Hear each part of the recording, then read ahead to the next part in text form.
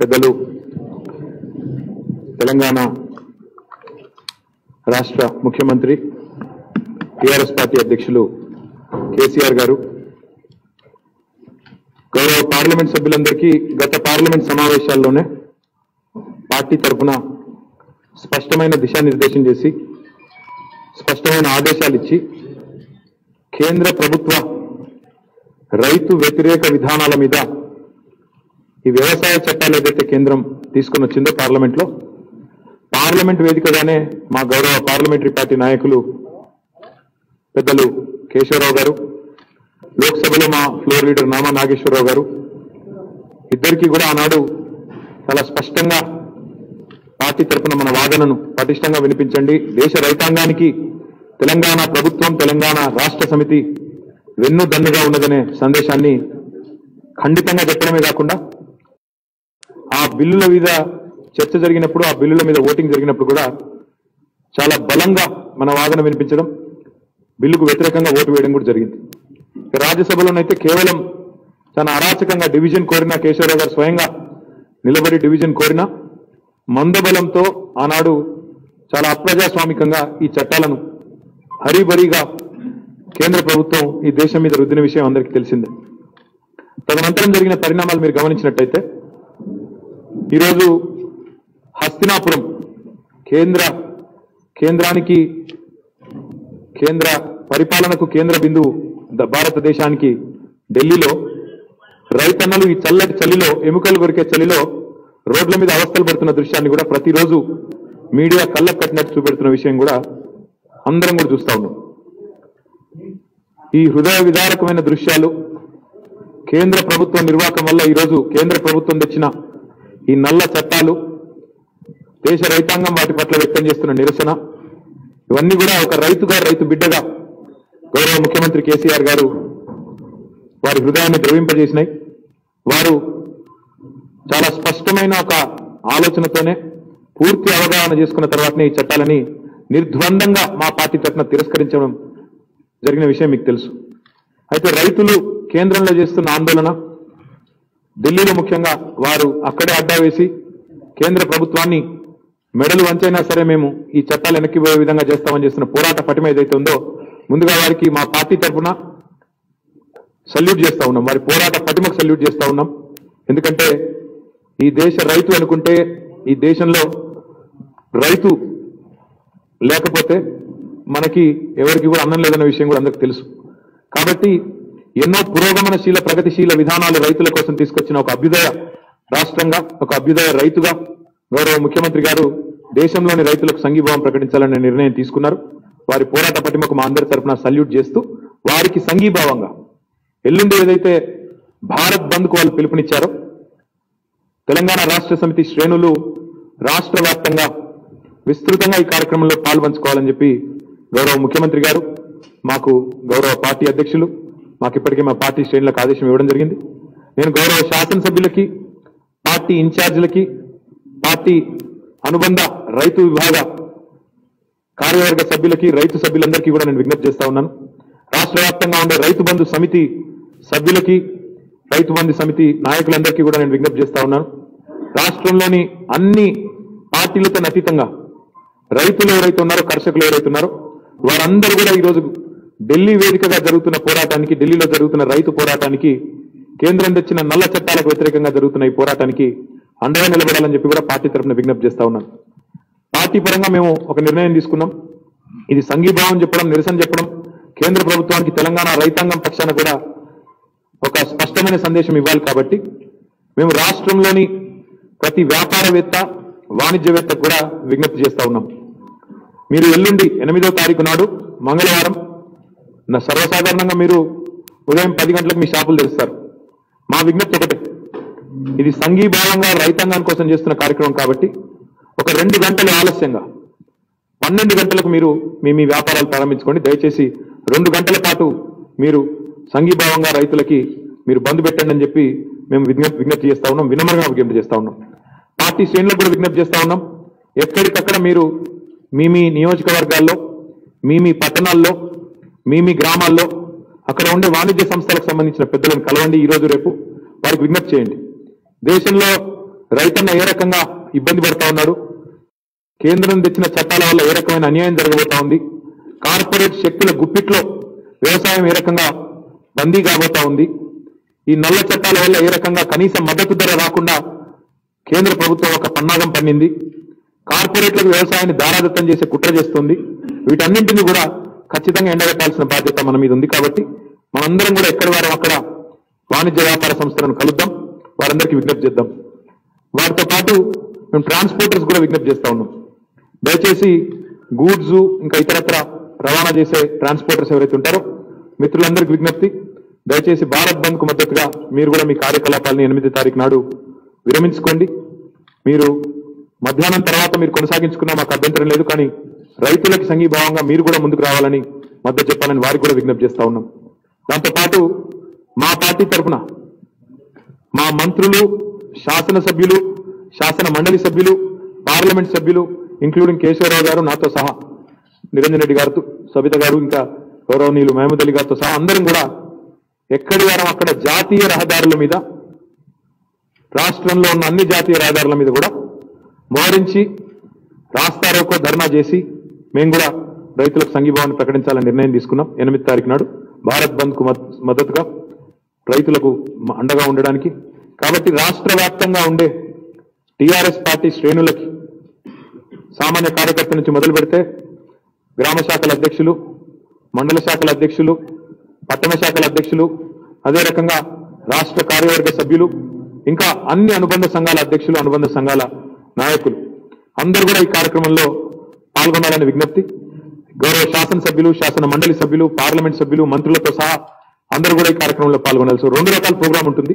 ఒకటి, మనం అన్ని చోట్ల కూడా వ్యాపార వాణిజ్యవేత్తలతో వారిని సంప్రదించి వారిని కూడగట్టి, వారి మద్దతు కూడగట్టి రైతుకు సంఘీభావంగా మధ్యాహ్నం 12 గంటల వరకు ఎక్కడ కూడా సంస్థ తెరుచుకోకుండా రైతుకు సంఘీభావం చెప్పడం ఒకటి. రెండవది, జాతీయ రహదారుల మీద ఎక్కడికక్కడ పార్టీ శ్రేణులు ఎక్కడెక్కడ జాతీయ రహదారులు అయితే ఉన్నాయో అక్కడ మోహరించి రైతులకి మద్దతుగా కేంద్ర ప్రభుత్వం ఇచ్చిన ఈ నల్ల చట్టాలు ఉపసంహరించేదాకా వారికి అండగా తెలంగాణ రైతాంగం కూడా ఉంటుంది, తెలంగాణ రాష్ట్ర సమితి ఉంటుందనే ఒక భరోసాని ప్రజల్లో, భరోసాని రైతుల్లో నింపే ప్రయత్నంలో భాగంగా పెద్ద ఎత్తున ధర్నాలు, రాస్తారోకో కార్యక్రమాలు కూడా మరి 8వ తారీఖు నాడు జాతీయ రహదారుల పైన చేయడం జరుగుతుంది. దీనిలో మంత్రులు, శాసనసభ్యులు, ఎంపీలు అందరూ కూడా పాల్గొంటాం, ఎక్కడి వాళ్ళం అక్కడ పాల్గొంటాం అని చెప్పి తెలియజేస్తూ ఈ కార్యక్రమాన్ని విజయవంతం చేయాలని చెప్పి అందరికీ కూడా, ముఖ్యంగా అన్ని వర్గాలకు అతీతంగా, కులాలకు అతీతంగా, పార్టీలకు అతీతంగా రైతుకు మద్దతుగా నిలబడదామని, జై కిసాన్ అనే నినాదానికి నిజమైన అర్థాన్ని ఇచ్చే విధంగా ఈరోజు అందరం కూడా ప్రభుత్వం మీద, కేంద్ర ప్రభుత్వం మీద ఒత్తిడి తెద్దామని చెప్పి విజ్ఞప్తి చేస్తూ ఇప్పుడు గౌరవనీయులు వ్యవసాయ శాఖ మంత్రి గారిని ఒక అపీల్ కూడా మా వ్యాపార వాణిజ్యవేత్తలందరికీ కూడా, మీరు సర్వసాధారణంగా 10 గంటలకే మీరు మీ సముదాయాలు ప్రారంభిస్తారు, కానీ దేశానికి అన్నం పెట్టే రైతన్న కోసం ఒక 2 గంటలు మాత్రం ఆలస్యంగా మీ సంఘీభావంగా మీరు కూడా స్వచ్ఛందంగా ముందుకొచ్చి మాకు సహకరించాలని విజ్ఞప్తి. ఆర్టీసీ మిత్రులకు కూడా విజ్ఞప్తి చేస్తా ఉన్నాం, మీరు కూడా సహకరించండి. మీరు కూడా ఆర్టీసీ బస్సులు కూడా దయచేసి ఆ రోజు మధ్యాహ్నం తర్వాత మాత్రమే మీరు ప్రారంభించండి అని కూడా విజ్ఞప్తి చేస్తా ఉన్నాం. ఇది పార్టీ తరఫున జరుగుతున్న కార్యక్రమం కాబట్టి ఎక్కడికక్కడ పార్టీ నాయకులు, శ్రేణులు, మరి పార్టీ ద్వారానే ఎమ్మెల్యేలు, ఎంపీలు, ఎమ్మెల్సీలైన, మంత్రులైన నాయకులు అందరం కూడా పార్టీ పిలుపు మేరకు పాల్గొంటామని చెప్పి విజ్ఞప్తి చేస్తూ ఇప్పుడు మా వ్యవసాయ శాఖ మంత్రి గారిని వివరించాల్సిందిగా కోరుతాం. Thank you sir. గౌరవ వర్కింగ్ ప్రెసిడెంట్ గారు, గౌరవ పెద్దలు శ్రీ కేశవరావు గారు, గౌరవ సహచార మంత్రివర్యులు పెద్దలు శ్రీ మహమూద్ అలీ గారు, శ్రీమతి సబితా ఇంద్రారెడ్డి గారు, ప్రభుత్వ శ్రీ బాలకృష్ణ గారు, రైతు బంధు సమితి అధ్యక్షులు శ్రీ పల్ల రాజేశ్వర రెడ్డి గారు, ఎమ్మెల్సీ గౌరవ శ్రీ ప్రొఫెసర్ శ్రీనివాస్ రెడ్డి గారు, మిత్రులారా అందరికీ నమస్కారం. భారత రైతాంగం తలపెట్టినటువంటి భారత బంధు ఎల్లుండి ఏదైతే ఉందో దానికి తెలంగాణ రాష్ట్రం పక్షాన, తెలంగాణ రాష్ట్ర రైతాంగం పక్షాన గౌరవ ముఖ్యమంత్రి గారికి నేను హృదయపూర్వకంగా ధన్యవాదాలు అర్పిస్తున్నాను. రైతాంగానికి బాసటగా నిలవాలని, రైతాంగ పోరాటానికి సంఘీభావంగా ఇక్కడ కూడా బంద్ కార్యక్రమాన్ని నిర్వర్తించాలని చెప్పి ఆదేశించినందుకు, తెలంగాణ రాష్ట్ర సమితి శ్రేణులను, ప్రజాప్రతినిధులను ఆదేశించినందుకు ముందుగా వారికి రైతాంగం పక్షాన్ని నేను ధన్యవాదాలు అర్పిస్తున్నా. భారత రైతాంగానికి రాబోయేటువంటి రోజులలో తప్పకుండా తెలంగాణ రాజకీయ నాయకత్వమే కేసీఆర్ గారి రూపంలో ఒక మార్గదర్శనం చేస్తుందనేటువంటి ఆశ ఉన్నది. రైతాంగాన్ని సంఘటితపరచాల్సినటువంటి సమయం కూడా ఆసన్నమైంది. ఇవాళ రైతులే తమంతట తాము ముందుకు వచ్చినటువంటి పరిస్థితి. వాళ్లకు నేతృత్వం వహించి మార్గదర్శనం చేసి సుదూర లక్ష్యాలను సాధించడం కోసం వాళ్లకు ఒక దారి చూపాల్సినటువంటి నాయకత్వం యొక్క ఆవశ్యకత ఈ దేశంలో ఉన్నది. ఆ వెలితిని తప్పకుండా తెలంగాణ రాష్ట్రం నుంచే, గౌరవ ముఖ్యమంత్రి గారి స్థానం నుంచే, వారి రూపంలోనే ఆ వెలితి తీరుతుందనేటువంటి ఆశ తెలంగాణ రైతాంగానికి ఉన్నది. కారణం, తెలంగాణ రైతాంగానికి ఈ 6 ఏళ్ల కాలంలో వ్యవసాయానికే నూతన నిర్వచనం ఇచ్చినట్లుగా మనం తీసుకున్నటువంటి కార్యక్రమాలు, వ్యవసాయ ప్రధానమైనటువంటి దేశంలో, వ్యవసాయ ప్రధానమైనటువంటి రాష్ట్రంలో రైతులే ఇతివృత్తంగా, వ్యవసాయమే ప్రధాన భూమికగా కేసీఆర్ గారి ప్రభుత్వం తీసుకున్నటువంటి అద్భుతమైనటువంటి నిర్ణయాలు, వాటి ఆచరణనే ఇవాళ దానికి సాక్ష్యం. రైతాంగాన్ని ఒక ఆత్మవిశ్వాసపు ఆకాశంలోకి పెట్టినటువంటిది, అంటే అంత ఎత్తున పెట్టినటువంటి పరిస్థితి తెలంగాణలో మాత్రమే ఉన్నది. ఆత్మవిశ్వాసం కురబడి దైన్యమైన స్థితిలో ఉండేటువంటి రైతులోకాన్ని ఒక నిబ్బరమైన ఆత్మవిశ్వాసంతో కూడినటువంటి జీవితం మాది అని విశ్వసించి వాళ్ళు అడుగులు వేసేటువంటి ఒక పరిస్థితిని అలా తెలంగాణ ప్రభుత్వం కల్పించింది. రైతులకు బాసటగా నిలవడం అనేటువంటిది నినాదం కాకుండా ఆచరణలో వ్యవసాయానికి అవసరమైనటువంటి ఒక్కొక్క కార్యక్రమాన్ని రాష్ట్ర బడ్జెట్లో అత్యధిక డబ్బుల్ని కేటాయించి వ్యవసాయానికే ఇవాళ తెలంగాణలో సరాసరి సగటున సాలిన 60,000 కోట్ల రూపాయల దాకా ఒక వ్యవసాయ రంగం మీద ఖర్చు పెడుతున్నటువంటి ఏకైక రాష్ట్రం ఇలా తెలంగాణ రాష్ట్రం. అది విద్యుత్ శక్తి అత్యధిక డబ్బుల్ని కేటాయించి వ్యవసాయానికే ఇవాళ తెలంగాణలో సరాసరి సగటున సాలిన 60,000 కోట్ల రూపాయల దాకా ఒక వ్యవసాయ రంగం మీద ఖర్చు పెడుతున్నటువంటి ఏకైక రాష్ట్రం ఇలా తెలంగాణ రాష్ట్రం. అది విద్యుత్ శక్తి సబ్సిడీ కావచ్చు, రైతు బంధు కావచ్చు, రైతు బీమా కావచ్చు, సాగునీటి ప్రాజెక్టుల మీద కావచ్చు, ఎరువుల మీద కావచ్చు, విత్తనాల మీద కావచ్చు, ఇతర సబ్సిడీల మీద కావచ్చు, మొత్తం వ్యవసాయ రంగం కోసం ఇవాళ ఖర్చు చేస్తున్నటువంటిది దాదాపు 60,000 కోట్ల రూపాయలకు మించి ఇవాళ వ్యవసాయ రంగం మీద ఖర్చు పెడుతుందా ఏకైక రాష్ట్రం తెలంగాణ రాష్ట్రం, ముఖ్యమంత్రి కేసీఆర్ గారి నాయకత్వాన. ఈ విధంగా ఈ రంగాన్ని బలోపేతం చేయడం ద్వారా ఈ రంగం మీద ఆధారపడినటువంటి ఇతర ఉపాధులు, కులాలు, వృత్తులు అన్నీ కూడా పటిష్టపడి ఆర్థికంగా రాష్ట్రం పురోగతి చెంది ఇవాళ మనం పురోగమన వైపు పయనిస్తున్నాం. స్థిరపడినాం, బలపడినాం.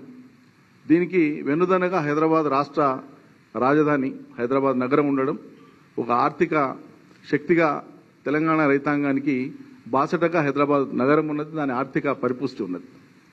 ఈ పరిస్థితులలో ఇంకా మనం ఆశించేది కేంద్రం తీసుకొచ్చేటువంటి ఏవైనా నిర్ణయాలు, వాళ్ళు తీసుకునే నిర్ణయాలు ఈ రాష్ట్రానికి ఉపయోగపడతావేమో, దేశానికి ఉపయోగపడతామని ఎదురుస్తున్న తరుణంలో మన మీద పిడుగుబడినట్లు కేంద్రం తీసుకొచ్చినటువంటి చట్టాలు ఈ దేశంలో రైతులు భవిష్యత్తులో వ్యవసాయం చేయలేనటువంటి ఒక అనివార్య పరిస్థితిని కల్పిస్తున్నాయి.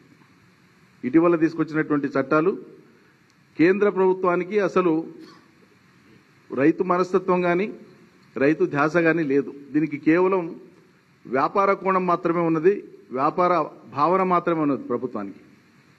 లేకపోతే ఇప్పటికే పలు ప్రభుత్వ రంగ సంస్థల్ని మొత్తం అమ్మేస్తూ వరుస క్రమంలో ఇవాళ వాళ్ళ దృష్టి మొత్తం అతిపెద్ద పబ్లిక్ రంగ సంస్థ అంటే ఏది ఇవ్వాలంటేనంటే ఆహార రంగం, అది వ్యవసాయ రంగం. ఈ ఆహార రంగం, వ్యవసాయ రంగాన్ని కూడా కార్పొరేట్లకు అప్పచెప్పేటువంటి ఒక మహాకుట్రలో భాగమే ఇటీవల వచ్చినటువంటి నల్ల చట్టాలు. ఈ నల్ల చట్టాల యొక్క అమలు వల్ల ఉత్పన్నమైనటువంటి పరిణామాలు, పరిస్థితులు ఎట్లా ఉంటాయో ఆర్థికవేత్తలు, సామాజికవేత్తలు, రాజకీయవేత్తలు కాదు, స్వయంగా అనుభవం ఉండేటువంటి రైతులు రోడ్ల మీదకి వచ్చి వివరిస్తున్నారు వీటి దుష్పరిణామాలు ఎట్లా ఉంటాయి, దుష్ఫలితాలు ఎట్లా ఉంటాయి. అయినా కేంద్ర ప్రభుత్వం వాటిని పట్టించుకోవట్లేదు. ఈరోజు దేశ రైతాంగానికి కనీస మద్దతు ధర మృగ్యమైనటువంటి పరిస్థితిని కల్పించింది భారత ప్రభుత్వం. కనీస మద్దతు ధర అనేటువంటిది అది లేకుండా రైతాంగం వ్యవసాయం చేయజాలరు. అటువంటిది కనీస మద్దతు ధర అనేటువంటిది కొత్త చట్టాల ప్రకారంగా మృగ్యమైపోయింది. పైగా ఇటీవల మనం చూసినాం, మన రాష్ట్రంలో కరోనా సమయం నుంచి మొదలు పెడితే ఇప్పటిదాకా అన్ని రకాల ధాన్యాన్ని ప్రభుత్వం కొంటా ఉన్నది, కొనుగోలు చేస్తూ ఉన్నది. ఇప్పుడు ఎఫ్సిఐ ద్వారా జరుగుతున్నటువంటి కొనుగోళ్లలో వరిలో కేంద్ర ప్రభుత్వం ప్రకటించినటువంటి కనీస మద్దతు ధర 1888 రూపాయలకు గాను రైతాంగం ఆశిస్తున్నది. ఎంతో కొంత ప్రభుత్వం నుంచి అదనంగా ఉంటే బాగుంటుందనేటువంటి కోరిక ప్రజల్లో ఉంది, రైతాంగంలో ఉంది. దానికి మ్యాచ్ కావడం కోసమే ముఖ్యమంత్రి గారు దాదాపు ప్రకటించడానికి సన్నద్ధమై కొడకండ్లలో పోయిన నెల 2వ తేదీ నాడు వేదిక మీద చెప్పడానికి సిద్ధమైన సమయంలో కేంద్రం అప్పటికే విడుదల చేసినటువంటి ఉత్తర్వుల్ని రాష్ట్ర చీఫ్ సెక్రటరీ, వ్యవసాయ అధికారులు ముఖ్యమంత్రి గారి దృష్టికి తీసుకురావడం జరిగింది. వాటి ప్రకారంగా మీకు తెలుసు, గతంలో ముఖ్యమంత్రి గారే స్వయంగా చూపించినారు సభలోనే. కేంద్ర ప్రభుత్వం స్పష్టంగా ఏం చెప్తా ఉందంటే, ప్రత్యక్షంగా కానీ పరోక్షంగా కానీ కేంద్రం ఇచ్చేటువంటి కనీస మద్దతు ధరకు మించి 1888 రూపాయలకు మించి ₹1 అదనపు డబ్బుగా కానీ ఇన్సెంటివ్గా కానీ మీరు ఏ రూపంలో ఇచ్చినా సరే చేస్తున్నటువంటి మొత్తం ప్రొక్యూర్మెంట్ను ఆపుతామని చెప్పి ఆదేశాలు ఇచ్చినారు. ఈ ఆదేశాలు అమల్లో ఉన్నాయి. ఇప్పుడు ఒకవేళ తెలంగాణ ప్రభుత్వం రైతాంగం మీద ఉండేటువంటి ప్రేమతో, మమకారంతో ఎంతో కొంత పెంచాలని నిర్ణయం తీసుకుంటే ఈ మొత్తం ప్రొక్యూర్మెంట్ను ఆపేస్తామని చెప్పి వాళ్ళు బ్లాక్మెయిల్ చేయడమే. వీలైతే మీ రాష్ట్రం అనుమతిస్తే, మీ రాష్ట్ర ఆర్థిక పరిస్థితి అనుమతిస్తే మీరు అదనంగా ఇచ్చుకుంటే మాకు అభ్యంతరం లేదని చెప్పాలి కేంద్రం. నిజంగానే వాళ్ళకి రైతు మనస్తత్వం ఉంటే, ప్రజలపై వాళ్ళకి ఏమైనా నిజమైనటువంటి అభిమానం ఉంటే రాష్ట్ర ప్రభుత్వం ముందుకొచ్చి మేము చేస్తామంటే మీరు అట్లెట్లా చేస్తారని చెప్పి ముగ్గుదాడి వేసి కళ్ళెం వేసేటువంటి పరిస్థితులలో ఉత్తర్వులు ఇచ్చినారు. ఇది కాక మళ్ళీ నిన్న మొన్న లేటెస్ట్గా పత్తి కొనుగోళ్లను కాటన్ కార్పొరేషన్ ఆఫ్ ఇండియా అనేటువంటి భారత ప్రభుత్వ రంగ సంస్థ చేస్తుంది. సిసిఐ వాళ్లతో మాట్లాడి నేను మా అధికారులు గత నెల ముంబైలో ఉండేటువంటి వాళ్ళ కేంద్ర కార్యాలయానికి వెళ్లి సిసిఐ చైర్మన్ గారితో మాట్లాడితే వారు చాలా సాధారణంగా, చాలా గౌరవంగా ఆహ్వానించి పరిస్థితిని వివరించి, తెలంగాణ పత్తి భారతదేశంలో నంబర్ 1 పత్తి ఆయన చెప్పిన మాట. నాణ్యతా ప్రమాణాల ప్రకారంగా తెలంగాణ పత్తి అద్భుతమైనటువంటి పత్తి, దీనికి చాలా డిమాండ్ ఉంది అంతర్జాతీయ మార్కెట్లో. కాబట్టి తెలంగాణలో పండేటువంటి మొత్తం పత్తిని మేము ప్రొక్యూర్ చేస్తామని మాట ఇచ్చినారు. ఆ మాట కట్టుబడి ఉన్నామని చెప్పినారు. ఈ లోపల కేంద్ర ప్రభుత్వం ఏ రకమైన ప్రభావం చూపిందో తెలియదు. ఇప్పుడు కేంద్ర ప్రభుత్వం యొక్క ఒత్తిడితో వచ్చిందనుకోవాలా, సిసిఐ ఒక ఉత్తర్వునిచ్చింది. ఏమిచ్చింది? కొనుగోలు కేంద్రాల దగ్గరికి రైతు నేరుగా, రైతు రాని పరిస్థితి ఉంటే ఆయన బ్లడ్ రిలేటివ్ రావాలని చెప్పింది. ఆయన రక్త సంబంధికుడు తీసుకురావాలా ప్రొక్యూర్మెంట్కి. ఉదాహరణకి ఒక్కో గ్రామంలో సగటున ఒక 20-25% ఇతరులు లీజ్ కేసుకొని చేసుకుంటారు పొలాలు. ఒక వ్యాపారి ఉండొచ్చు, ఒక ఉద్యోగి ఉండొచ్చు, ఒక ఇతర రకాల వృత్తుల్లో ఇతర ప్రాంతాల్లో నివసించే వాళ్ళు ఉండొచ్చు. వాళ్ళకుండే వ్యవసాయ భూముల్లో ఇతర రైతులు వ్యవసాయాలు చేస్తుంటారు. ఇప్పుడు ఆ చేసిన వ్యవసాయదారులు ఎవరైతే వాళ్ళ ఉత్పత్తులు అవి తీసుకొని పోతే మేము తీసుకోమని చెప్తుంది సిసిఐ. ప్రజలు ఏమనుకుంటారు? సాధారణంగా రాష్ట్రంలో కొనుగోలు జరుగుతున్నాయి కాబట్టి ప్రభుత్వం అంటే రాష్ట్ర ప్రభుత్వం అనుకుంటారు. ఈ యథార్థం రాష్ట్ర రైతాంగానికి యథార్థాలు తెలవాలా. సిసిఐది ఇచ్చినటువంటి ఉత్తర్వులు కూడా రాష్ట్ర రైతాంగానికి కనీస మద్దతు ధర రాకుండా పత్తి మీద వాళ్ళు కావాలనే ఒక ఉద్దేశపూర్వకంగా తెలంగాణ రైతాంగాన్ని ఇబ్బంది పెట్టడానికి, కష్టాల పాలు చేయడానికి ఈ రకంగా ప్రవర్తిస్తున్నారనేటువంటిది మనం స్పష్టంగా భావించాల్సిందే. అదేవిధంగా మనం చూస్తే తెలంగాణ రాష్ట్రం వచ్చే కంటే ముందు యాసంగి, వానాకాలం 2 సీజన్లు కలిపి ఏ సంవత్సరంలోనైనా అత్యధిక శాతం వరి ఒకవేళ పండితే అది కూడా ప్రాజెక్టులు కాదు, బోర్ల కింద ఎకరా, అరెకరం, 2 ఎకరాలు, 3 ఎకరాలు ఉన్నటువంటి రైతులు, చిన్న సన్నకారు రైతులు నానా ప్రయాస కూర్చి వాళ్ళు పండించినటువంటి పంట మొత్తం వానకాలం, యాసంగి కలిపి అన్ని రకాల సోర్సెస్ని కలిపి తీసుకుంటే 29-30 లక్షల ఎకరాలు దాటలే. అటువంటిది అలా తెలంగాణ రాష్ట్రం సాధించి కేసీఆర్ నాయకత్వాన ఇవాళ తెలంగాణ ప్రభుత్వంలో హయాంలో వ్యవసాయ శాఖ ఈరోజు చూస్తున్నది కళ్ళారా, అనుభవంలో మనం చూస్తున్నాం అందరం. 1,03,00,000 ఎకరాలు వానాకాలం యాసంగి కలిపి పోయిన సీజన్ 2 సీజన్లు కలిపి మనకు వరి పండింది. ఇప్పుడు వానాకాలం అంతకు ముందు యాసంగి తీసుకుంటే 1,03,00,000 ఎకరాలలో వరి పండింది. రేపు రాబోయే రోజులలో కాళేశ్వరం 3వ దశ పూర్తయి పాలమూరు కూడా పూర్తయితే ప్రతి సీజన్కు 1,00,00,000 ఎకరాలు పైగా వరి పండేటువంటి అద్భుతమైన స్థితి వ్యవసాయ స్థితి అలా తెలంగాణలో ఉంది. మరి ఈ వచ్చేటువంటి ఉత్పత్తులు అద్భుతమైనటువంటి వ్యవసాయ ఉత్పత్తుల్ని భారతదేశ ఇతర రాష్ట్రాల అవసరాలకు విదేశ అవసరాల కోసం భారత ప్రభుత్వం ఒక ప్రణాళిక రచించి రాష్ట్రాలకు వెనుదనుగా ఉండి ఒక మార్గం చూపించి ఫెసిలిటేట్ చేయాలి. కేంద్ర ప్రభుత్వం చేయాల్సినటువంటి పని అది, ఒక సార్వభౌమ ప్రభుత్వం చేయాల్సిన పని అది. గుజరాత్లో పోయి ఒడ్లు బండియలేం, రాజస్థాన్లో పోయి ఒడ్లు బండియలేం, కాశ్మీర్లో పోయి ఒడ్లు బండియలేం, మిజోరాం, నాగాలాండ్, త్రిపుర ఈశాన్య రాష్ట్రాల్లో వరి బండియలేం, ఉత్తరాఖండ్లో బండియలేం, హిమాచల్ ప్రదేశ్లో బండియలేం. అన్ని రకాల పంటలు అన్ని సీజన్లలో పండగలిగేటువంటి పరిస్థితులు అనువుగా ఉండేటువంటి రాష్ట్రాలు 4-5. Telangana, Maharashtra, Madhya Pradesh, Chhattisgarh, part of Tamil Nadu, part of Karnataka, Andhra Pradesh.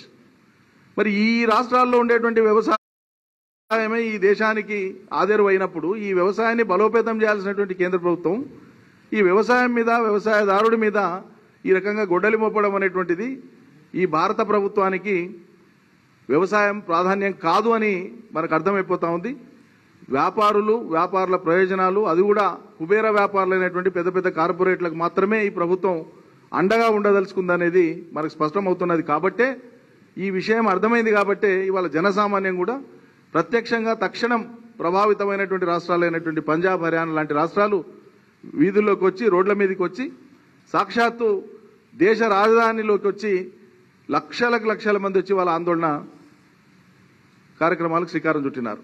కాబట్టి ఈ న్యాయమైనటువంటి భారత రైతాంగ పోరాటాలకు సంపూర్ణంగా మేము మద్దతునిస్తూ అందులో పాల్గొనడానికి టీఆర్ఎస్ పార్టీ అధినేత ముఖ్యమంత్రి గారు, టీఆర్ఎస్ వర్కింగ్ ప్రెసిడెంట్ గారు ఇచ్చినటువంటి పిలుపు మేరకి తెలంగాణ రాష్ట్రంలో ఉండేటువంటి 50 మంది రైతులు ఈ రాష్ట్రంలో మనకు వ్యవసాయం పండగ చేసుకొని ముందుకు పోయేటువంటి స్థితి నుంచి మనల్ని బలవంతంగా సంక్షోభంలోకి నెట్టేటువంటి కేంద్ర ప్రభుత్వం యొక్క ఆలోచనల్ని నిరసిస్తూ తెలంగాణలో ఉండేటువంటి 50 మంది రైతాంగం 8వ తారీఖు నాడు మీ గ్రామాలలో మీరు సమావేశాలు పెట్టండి, వీటి మీద చర్చ చేయండి.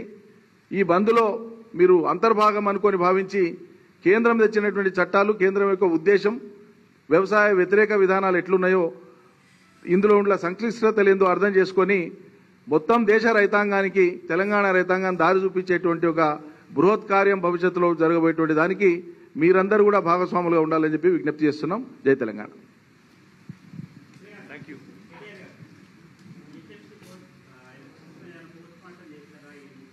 అవన్నీ ఇంకోసారి మాట్లాడుకుందాం. ఈరోజు వద్దు. ఈరోజు ఓన్లీ ప్యూర్లీ రైతుల మీద పార్టీ తరఫున తీసుకున్న నిర్ణయం గురించి సాకల్యంగా మీకు చెప్పడం జరిగింది. అవన్నీ మరో రోజు మాట్లాడుకుందాం. ఈరోజు దేశంలో రైతాంగానికి సంబంధించిన సమస్య కంటే ఇంకా అతి ప్రధానమైన సమస్య ఇంకేం లేదు.